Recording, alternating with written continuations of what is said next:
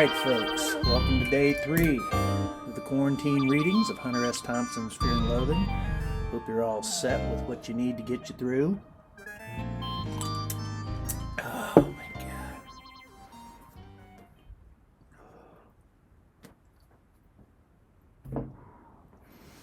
god. Before we get going today, I always like to start out something a little different. I brought something from my good friend Billy Collins, who sent me a little autographed copy of his book, care of my friend David Ernst out of New York City. I'm going to, there's all kinds of good Reddit conspiracy theories about whether Mr. Regular is Billy Collins, but we don't care. All we care about is his poetry.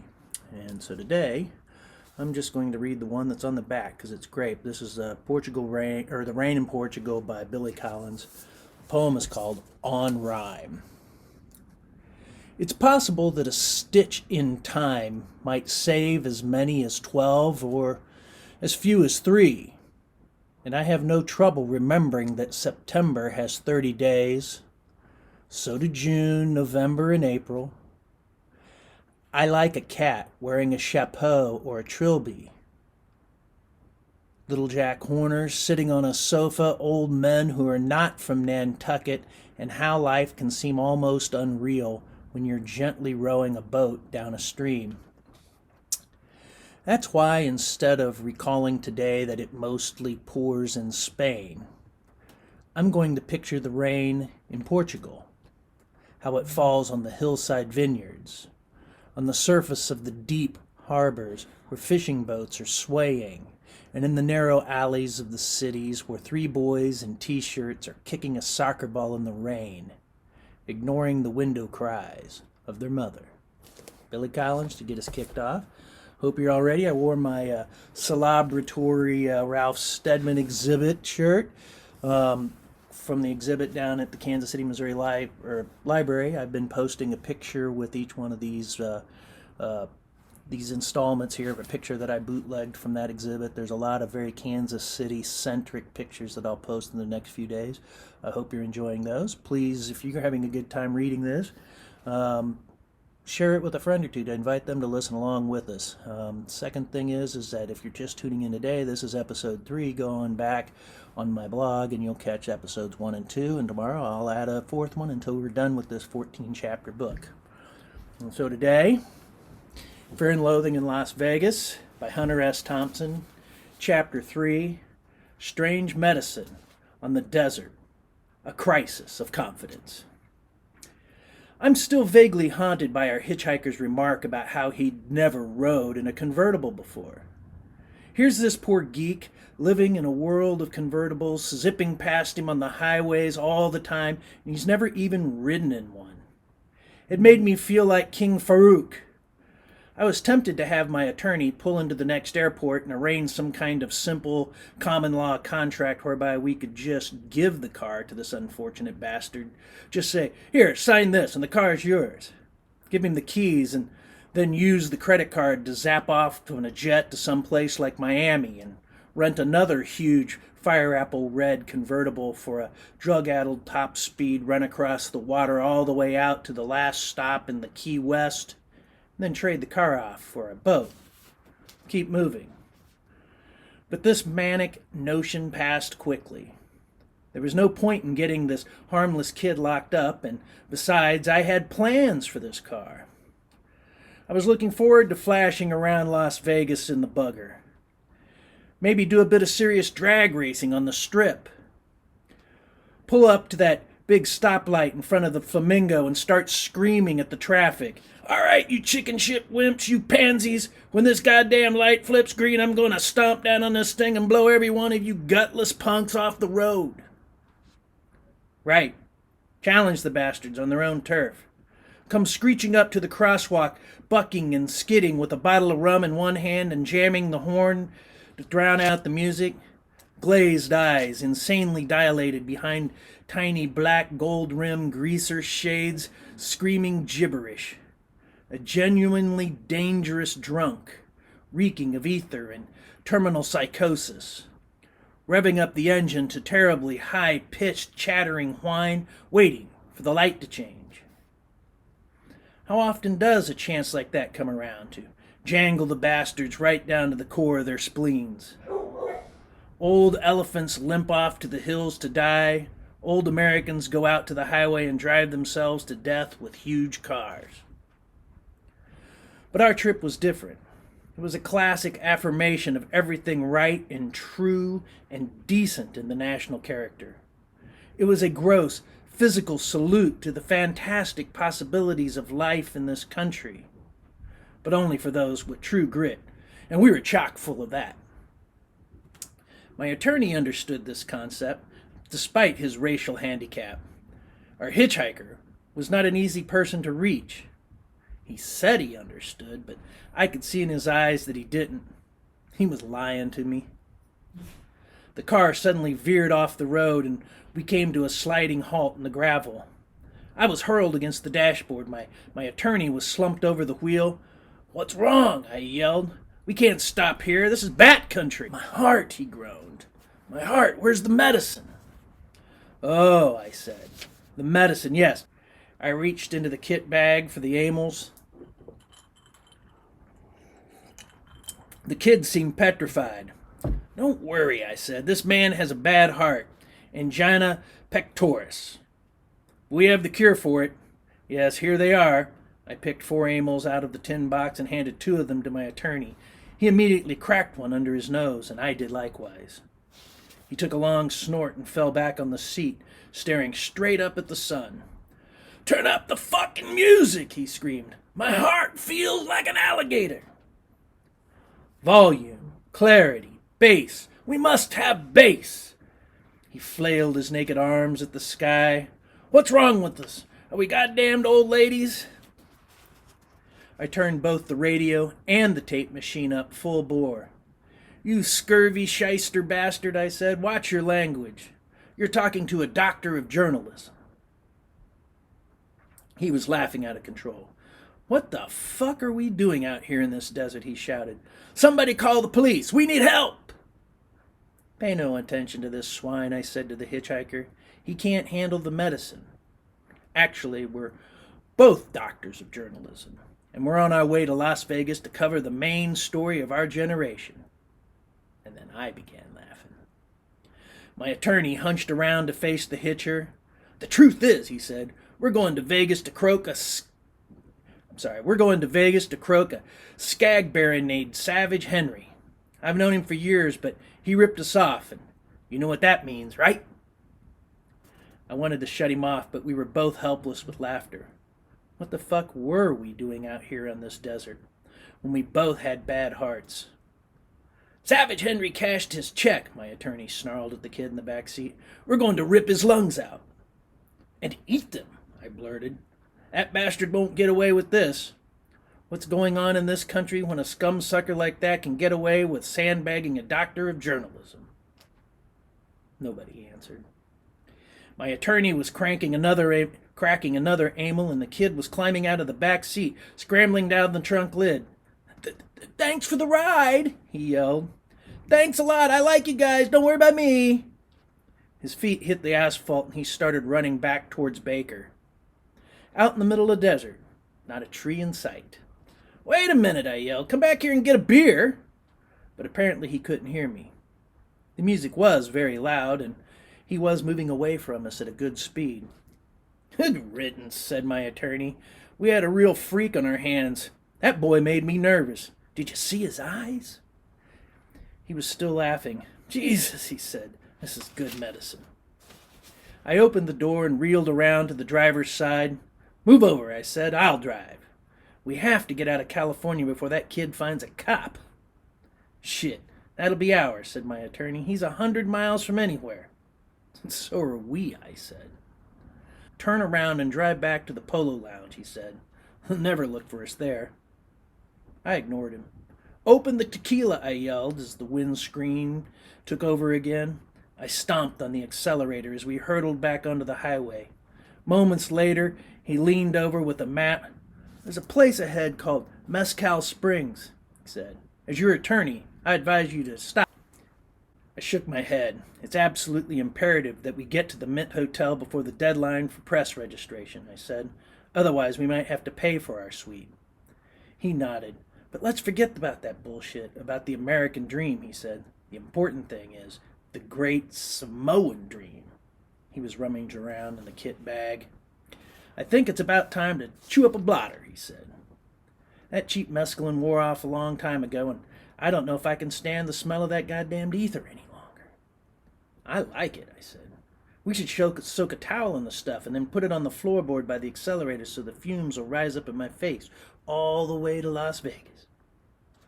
He was turning the tape cassette over. The radio was screaming, "Power to the people, right on!" John Lennon's political song, 10 Years Too Late. That poor fool should have stayed where he was, said my attorney. Punks like that just get in the way when they try to be serious.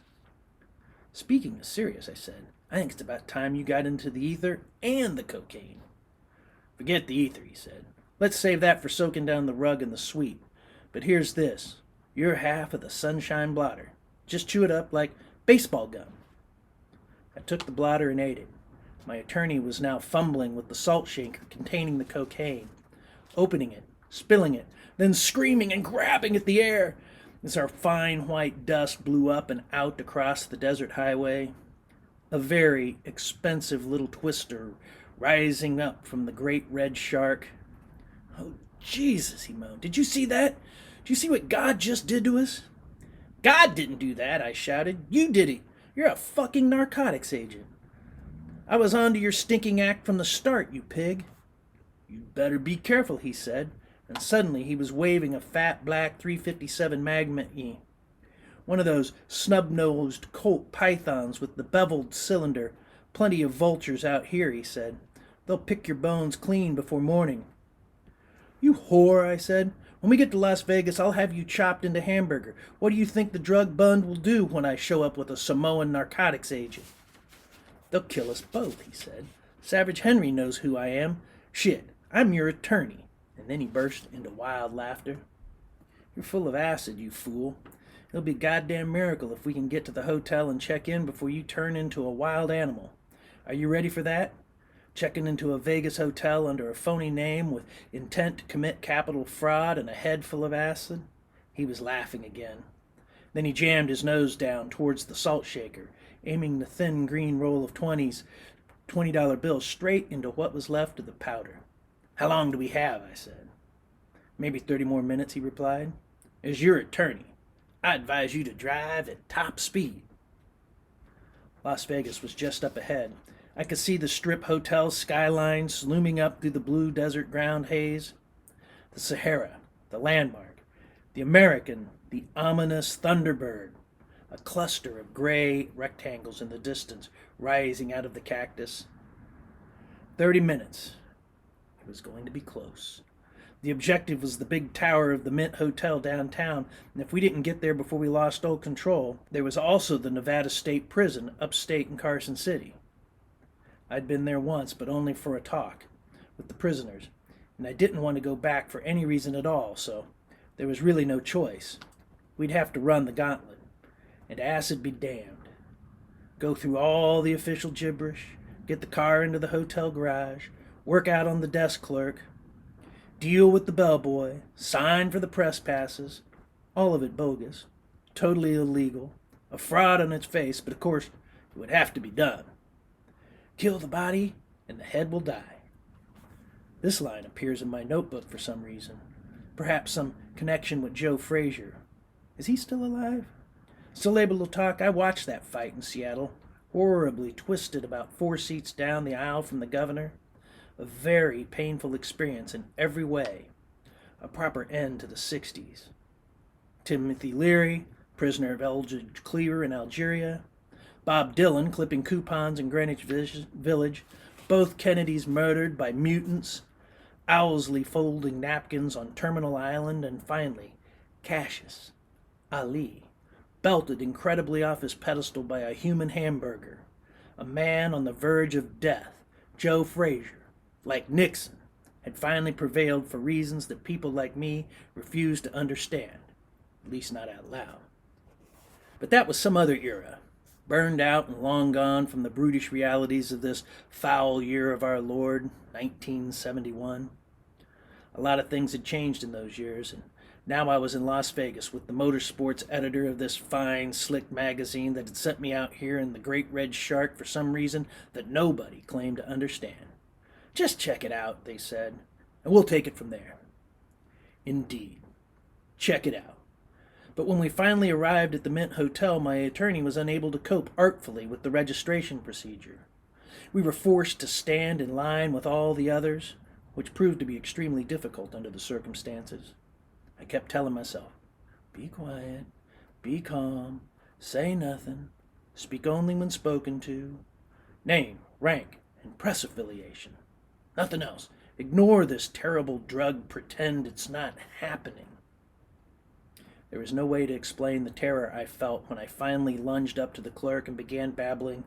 All my well-rehearsed lines fell apart under that woman's stony glare. Hi there, I said. My name is Raoul Duke. Yes, on the list, that's for sure. Free lunch, final wisdom, total coverage. Why not? I have my attorney with me, and I realize, of course, that his name is not on the list, but we must have that suite. Yes, this man is actually my driver. We brought this red shark all the way from the Strip, and now it's time for the desert, right? Yeah, just check the list and you'll see. Don't worry. What's the score here? What's next? The woman never blinked. Your room's not ready yet, she said, but there's somebody looking for you. No, I shouted. Why? We haven't done anything yet. My legs felt rubbery. I gripped the desk and sagged towards her as she held out the envelope, but I refused to accept it. The woman's face was changing, swelling, pulsing, horrible green jowls and fangs jutting out the face of a moray eel. Deadly poison. I lunged backwards into my attorney, who gripped my arm as he reached out to take the note. I'll handle this, he said to the moray woman. This man has a bad heart, but, well, I have plenty of medicine. My name is Dr. Gonzo. Prepare our suite at once. We'll be at the bar. The woman shrugged as he led me away.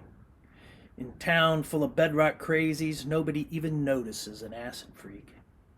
We struggled through the crowded lobby and found 2 stools at the bar. My attorney ordered 2 Cuba Libres with beer and mezcal on the side. Then he opened the envelope. Who's Lacerda? He asked. He was waiting for us in the room on the 12th floor. I couldn't remember a Lacerda. Lacerda. The name rang a bell, but I couldn't concentrate.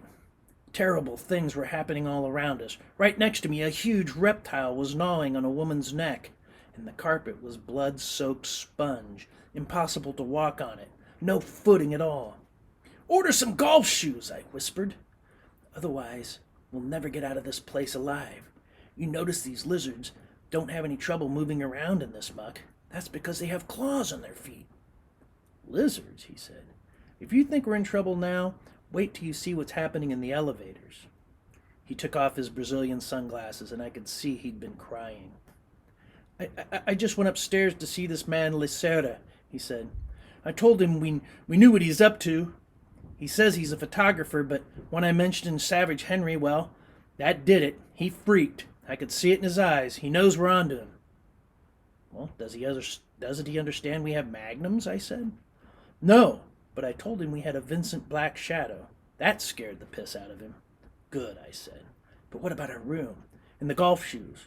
We're right in the middle of a fucking reptile zoo, and somebody's giving booze to these goddamn things. I won't be long before they tear us to shreds. Jesus, look at the floor. Have you ever seen so much blood? How many have they killed already? I pointed across the room to a group that seemed to be staring at us. Holy shit! Look at that bunch over there. They've spotted us. That's the press table, he said.